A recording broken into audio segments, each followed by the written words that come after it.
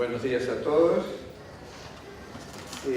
Después de las brillantes exposiciones anteriores, si tenía una pizca de orgullo, voy a practicar la humildad. Les agradezco a los anteriores por haber hecho ese milagro.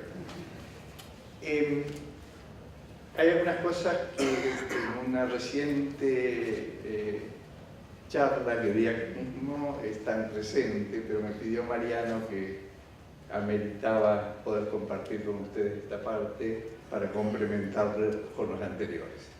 Algunos pensamientos previos. Dicen que hay un dicho japonés que dice que el chico cuando nace ya tiene 1 año de vida. Es un dicho clásico. Y un poco lo que hablamos hoy no es puro futuro. Los que nos dedicamos a la parte experimental hace 4 o 5 décadas, fuimos testigos que estamos en un iceberg, que estamos viendo la puntita desde el punto de vista de humano. Pero lo que hoy vamos a charlar sobre quimera, hacíamos quimeras en ratones hace 40 y algo de años, una cosa muy sencilla. Lo nuevo es que la pared de dignidad humana se ha permeabilizado. Entonces, todo eso que usábamos en animales, en el laboratorio, en un momento dado eso es ¡plac!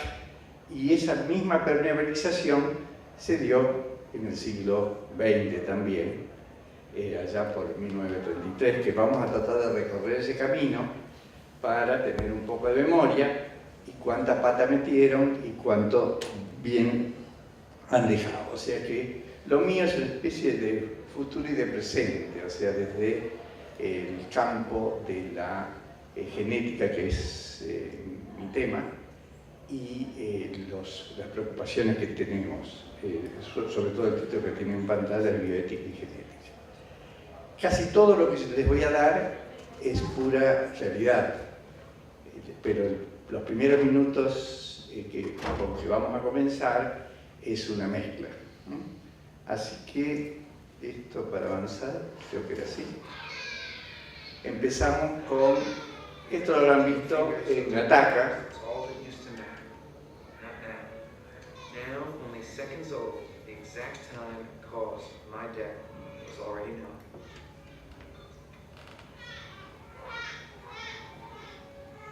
Neurological condition, 60% probability. Manic depression, 42% probability.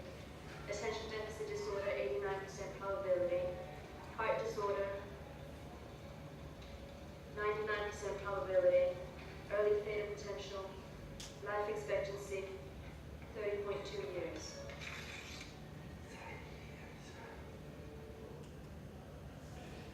Mi idea es hacer una introducción, luego una breve historia, los problemas actuales que tenemos en la genética. ¿Y por qué la genética? Porque hablando del transhumanismo, que a mí me gusta más humanismo transorgánico, porque en realidad yo soy ya transhumanista.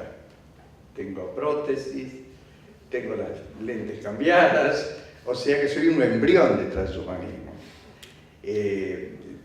Estamos exagerando, damos pasos, pero no creo que el problema es el humanismo. Humildemente, mi desafío para mi maestro. A mí me parece que el humanismo va a estar. El problema es que ese producto que se pensaba terminado, llamado cuerpo, y que era casi anatema antes de los años 50, decir que no estaba terminado, pero después ese cuerpo engorda, ese cuerpo si se lo somete a determinadas dietas del fenómeno de los trabajos entre japoneses que vivían en Japón y japoneses en Estados Unidos, eran más altos los de Estados Unidos, o sea que hay una cantidad de elementos que nos dice que es plástico. Un poco a Taylor le costó bastante porque él planteaba que no era un producto terminado y eso ahora pareciera que de nuevo vuelve atrás. Las quimeras es un problema de hoy mismo, si bien lo hacíamos hace 40 años, pero con humanos actualmente. La edición génica que el doctor mencionó, qué problema nos traen, por qué NIH paró los fondos para ese fin. La triple paternidad, o sea que de golpe un humano en vez de tener 2 padres tiene 3. El transhumanismo, Y el listado, o sea, qué problemas concretos tenemos, que lo vamos a tener, y cuáles son los eslabones de todo lo que en abstracto y en forma brillante ya se ha planteado. Tienen que ver, esto es la vista de un bosque, o sea, no me voy a detener por el problema del tiempo. Cada título amerita una hora de charla. Vamos a hablar sobre los datos personales, la eugenesia, el aborto, las células madres, la clonación, la terapia génica, el rastreo neonatal. La genética en realidad es bien llamada el gen o la genética, porque como ven, esa tecnología nos trae una cantidad de responsabilidades. Y todo lo que voy a decir no es que yo estoy a favor o en contra, sino que es una descripción. Quizás va a tener un tufillo de crítica, pero es nada más, siguiendo la línea de Mariano, encontrar el equilibrio entre el bien y el mal sentado en el rey que es el ser humano, ¿no? El rastreo poblacional, el diagnóstico prenatal, el diagnóstico de portadores, el diagnóstico presintomático, los organismos genéticamente modificados. En Argentina somos los reyes de esa modificación con la soja, pero que acostumbrados por milenios en convivir con genomas, que llegamos a un equilibrio, no sabemos en realidad cuánta responsabilidad tenemos y qué va a pasar con eso. O sea, surgen a veces críticas, pero el problema es las cosas nuevas, sentado en el bien del humano, hay que ver, medidos a la larga, cuánto bien y cuánto mal produce. O sea que hay una gran responsabilidad. La medicina predictiva post-genoma humano y lo de ahora, o sea, 2017, los últimos 6 meses. ¿Qué nos preocupa? La quimera hombre-animal, la edición génica y el hombre contra genomas son los 3 problemas sustantivos que, si tenemos suerte, entraremos en esos temas. Esto no es nuevo, o sea que es importante implantarse en la historia, así como están los sueños de Fausto, de Prometeo, de Ícaro, y que aparentemente ahora se han corporizado, o sea que por primera vez todo eso aparentemente el hombre lo puede hacer, sino que hubo cosas prácticas, ¿no? O sea, la transmisión de los caracteres era conocida desde la antigüedad. Medidas para responder a eso tomaban las que tenían a mano en ese momento, o sea que sobre todo el desfiladero de Taijete era muy práctico, no había laboratorio, iban al desfiladero, tiraban a los recién nacidos mal formados y ahí resolvían el problema. O en Esparta, o sea, todo el juego de la eugenesia que es antiguo, ¿no? Platón ya en la República da sugerencias reproductivas para eliminación de los recién nacidos débiles, o sea que no es que nos vamos degenerando con el tiempo, sino que la cosa ya se planteaba. En el Levítico se condenan las relaciones sexuales consanguíneas con un claro trasfondo eugenético precientífico y las instrucciones de Gregorio Magno a San Agustín prohibiendo los matrimonios consanguíneos. O sea que ya, a pesar que la genética nació como ciencia en el siglo XIX con Mendel, que fue realmente, empezamos a pensar como en este momento madura mucho más, pero hubo errores, o sea, a través del tiempo, aún en el siglo XX, cuando ya había nacido la genética, graves, que podemos llegar a repetirlo, ¿no? O sea, en 1924, en Estados Unidos tenían la ley que restringía la inmigración europea del sur y del este porque eran stocks de baja calidad, o sea, entonces esa ley no sé si está vigente, creo que está vigente. O sea que ocurrían cosas a través del tiempo, no es nada de futuro que estábamos metiendo las patas. Y en 1933 la ley de higiene racial en Alemania, ¿no? O sea que esterilizaba a las personas con carácter hereditario considerado negativo. que aún el concepto del siglo XIX, principio del XX, es el que rige nuestra ley de aborto no punible, pensando que las madres idiotas necesariamente van a tener hijos idiotas. Hay una cantidad de errores todavía que no lo ha solucionado la genética. ¿Qué pasa? ¿Qué es lo que pasó con los nazis? O sea, esa es la gran lección que tenemos que aprender. Era un grupo científico, nos adelantó casi 100 años nosotros, y ese grupo convenció al equipo de salud. O sea, ¿por qué ese equipo de salud veía como moralmente bueno el hacer lo que hicieron? O sea, desde el punto de vista de elegir razas y matar a aquellas que pensaban que no eran convenientes para el resto de la especie. Todo el mundo de la eugenesia, creo que mataron 200.000 recién nacidos con malformaciones, o sea que volvieron a Esparta, volvieron a Taigetos, etc. ¿Qué es lo que era medular y que ahora estamos perdiendo nosotros la memoria y estamos repitiendo en el siglo XXI eso? Y a un grupo que fueron muy afectados en su grupo social, defienden como propias cosas que habían pasado antes. Y lo que pasó, como está escrito, es que la piedra angular que hasta ese momento defendía al ser humano de esas intervenciones poblacionales y todo, era la dignidad humana, que hasta ese momento pensamos que era innata y ellos la hicieron relativa.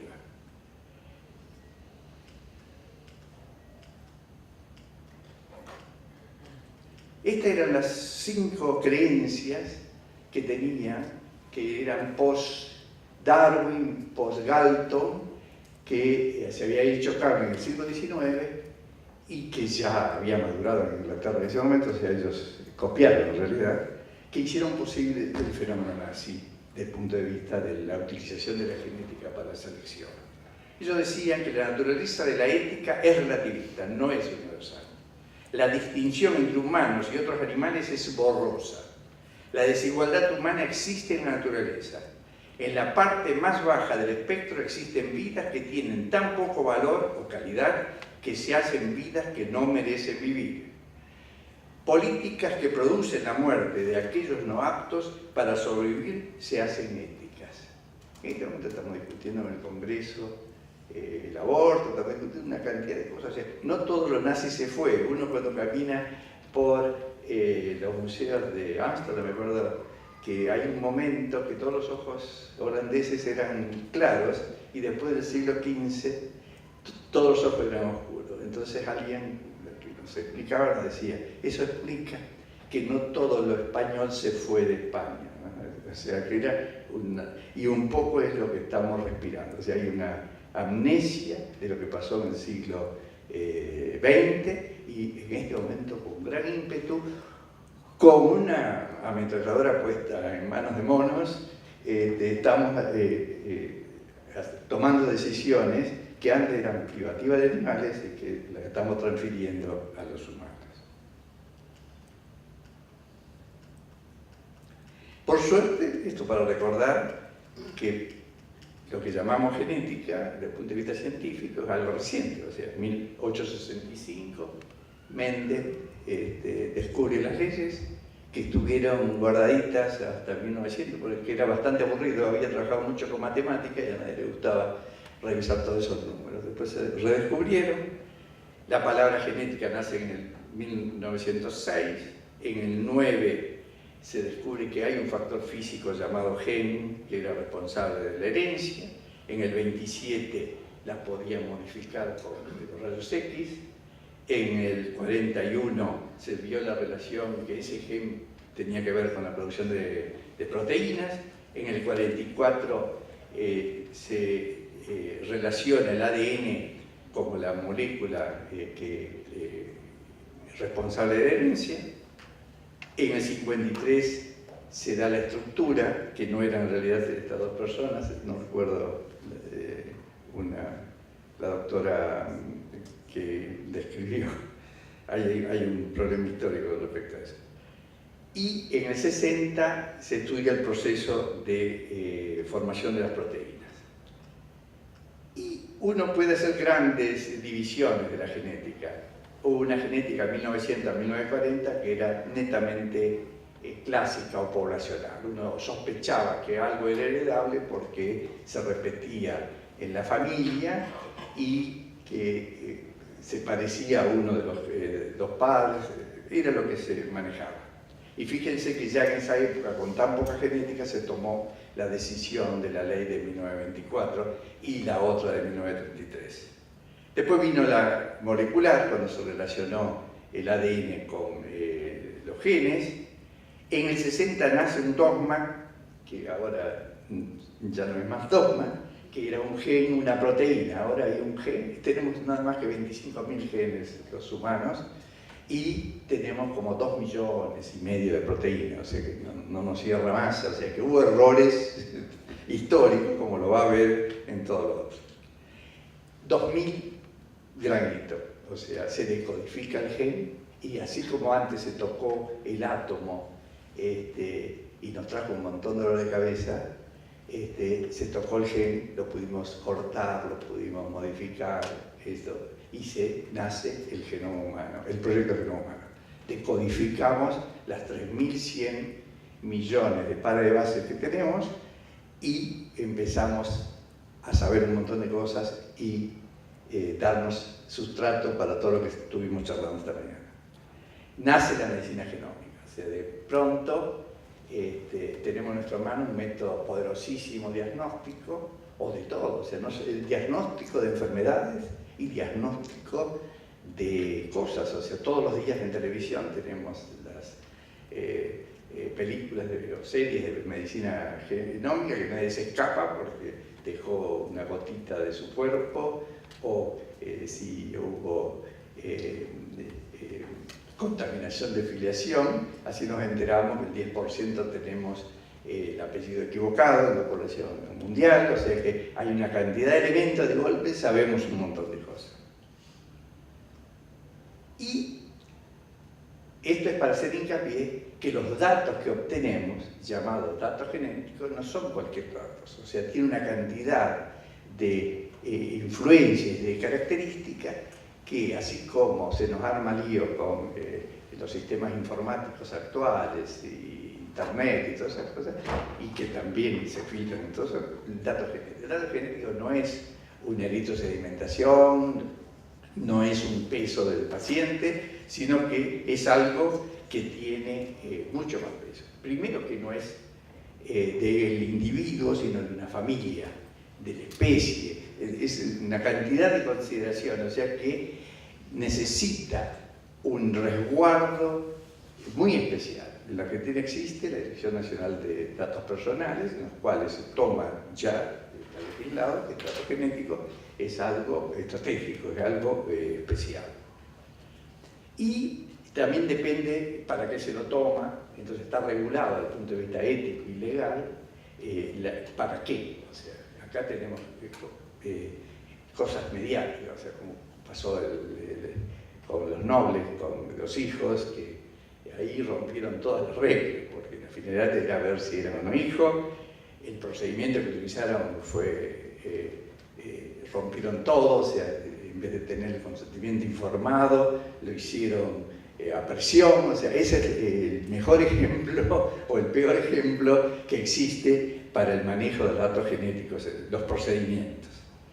La forma de recolección, que sumo el procedimiento de la recolección. Y el tratamiento, ¿para qué se utiliza? Eso es importante. O sea, una cosa es para medicina forense, otra cosa para diagnóstico de enfermedades y otra cosa para lo que sea. Y el aprovechamiento de los beneficios. O sea, con todo esto los datos genéticos, que son datos muy importantes, existe una cantidad de factores éticos y legales que nos preocupa mucho y está muy legislado. Vamos a ir en honor al bosque, vamos a seguir avanzando. Hay otro hecho importante, que es el ser humano.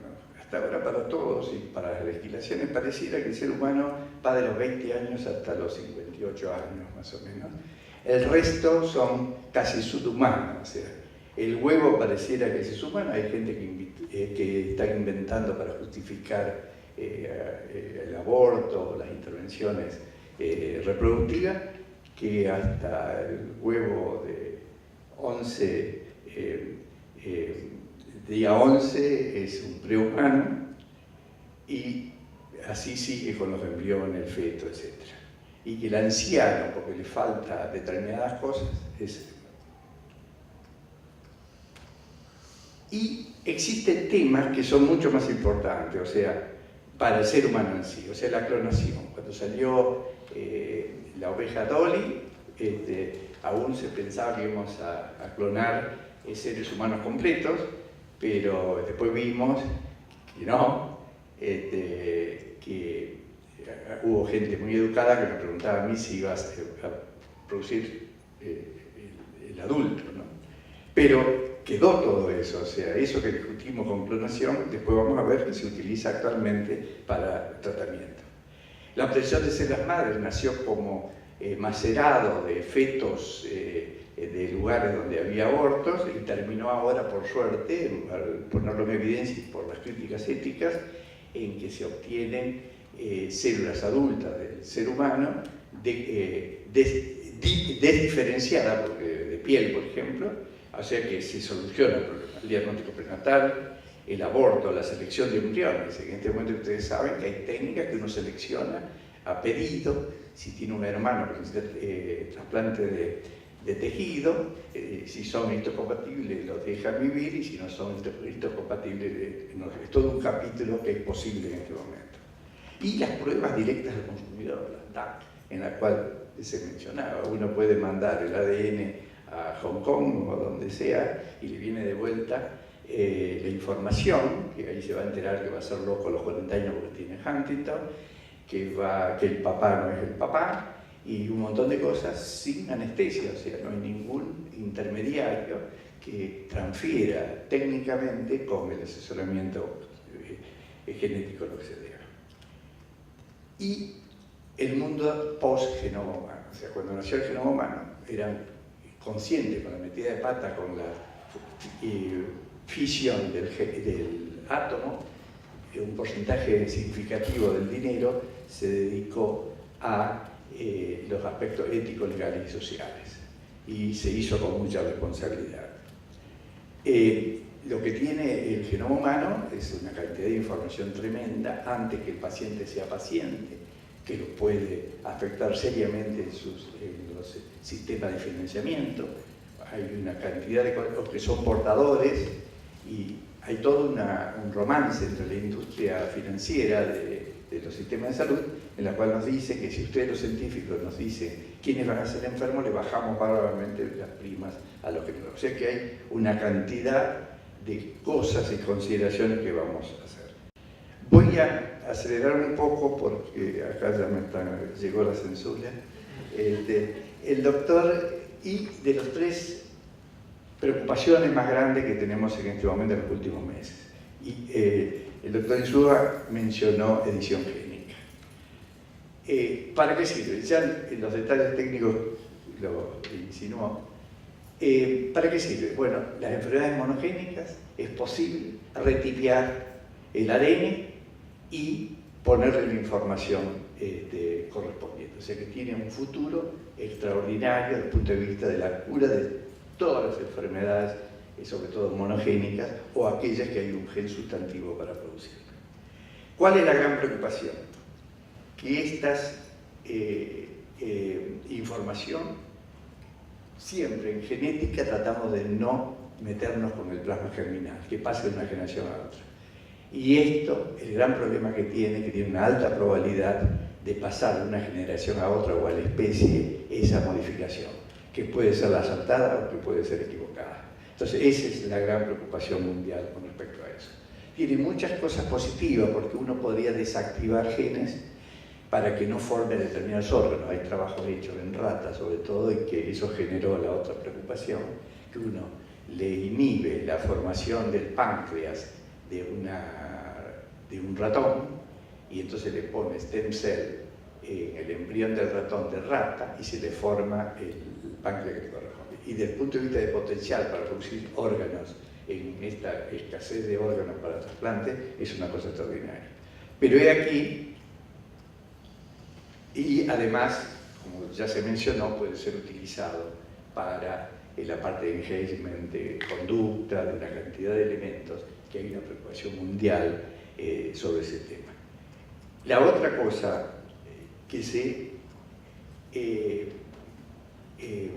mezcló o se potenció con la producción de las quimeras humanas. Esto es ficticio, pero aparentemente tiene mucho de verdad.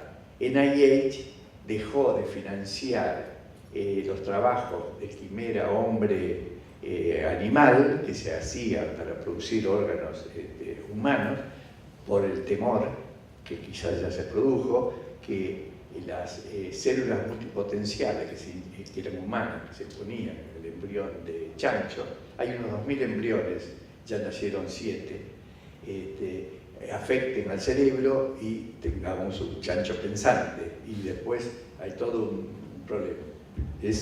En allí lo paró, así que deben estar observando cosas que no deben. Y lo de los 3 genomas, 2 minutos, 3. Los 3 genomas, eso es importante. O sea, acá es una patología mitocondrial en el cual arriba ustedes tienen el ovocito de la madre afectado, que tiene la información genética de sus mitocondrias. Estas patologías son muy severas, cerebrales y cardíacas.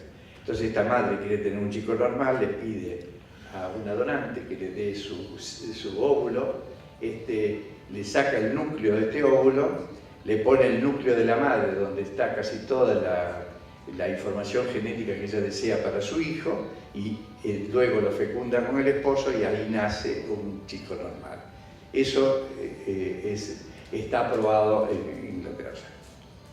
Este conocimiento progresivo. Ahora una idea de la UNESCO con respecto a este tema. Deseable, es tolerable que se apliquen algunos de estos conocimientos alcanzados. Esta es una pregunta que especialmente cuando hablamos del origen de la vida o cuando profundizamos en el conocimiento de nuestro mensaje genético, personal y de la especie a la vez, son particularmente importantes. Mi punto de vista es que hay una diferencia que tenemos que tener siempre presente entre el conocimiento y su aplicación. Les découvertes génétiques à l'heure actuelle font de l'homme un véritable démiurge. En bref, l'homme est devenu l'ingénieur de l'homme. Est-ce que c'est là un pouvoir ou une malédiction?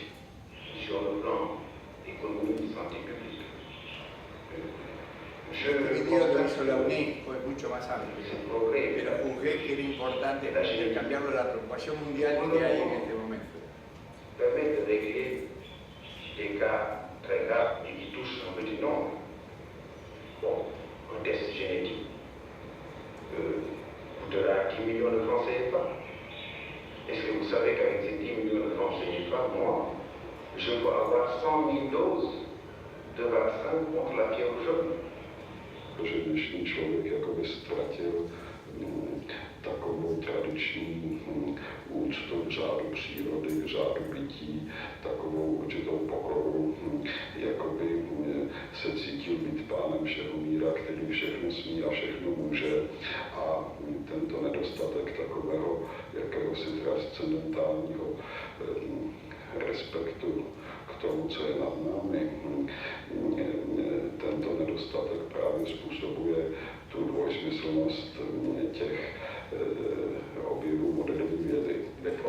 I would apply the science without any hesitation to the unborn child, to relieve him from sickness, from shortcomings that you cannot really discover in the womb of his mother. The womb of the mother must be the first clinic to enable a newly born child to arrive to the world as healthy, as complete as it can be. By changing colors and changing races and changing qualities, that would be extremely careful. In some of those ways, gene therapy is not so different from conventional therapy. But there are other circumstances in which gene therapy does present novel problems. Most obvious of these is that situation where it seems advisable to consider altering the germline of individuals to correct the genetic defect, not in the cells of the soma of the body, but in the cells that get transmitted to newborns. Prenez par exemple le cas des dépistages génétiques. Aujourd'hui, l'homme est en mesure de pouvoir lire dans votre gène votre avenir comme une chiromancienne, mais avec beaucoup plus de certitude scientifique. Et il peut vous prédire que vous pouvez avoir la maladie d'Alzheimer, par exemple, dans 20 ans, parce qu'elle est inscrite dans vos gènes, dans vos chromosomes. Que reste-t-il du charme de la vie, du sourire à l'existence, si vous vous savez déjà condamné? 我也有一个问题，就是向国际社会提出来，就关于这个开发基因研究问题上，还是希望能够有个国际的一个共同的一个安全这个方面的一个措施，这样呢，避免在一个国家能够达到，可是在另外一些国家不能达到，而这些国家如果把基因引导到一个错误方向，可能会对其他人类会产生灾难，所以最好共同开发它的财富，但是呢有共同的一个安全的措施。 Bueno, hasta acá llegamos según el permiso que tengo. El objetivo de estas opiniones es que este problema es un problema que está injertado en la sociedad, es un problema mundial y los que hacemos medicina ya nos excede, o sea que el valor de esta mañana tiene grande para poder estar acompañado y tomar decisiones lo más inteligentes posible. Muchas gracias por su tiempo.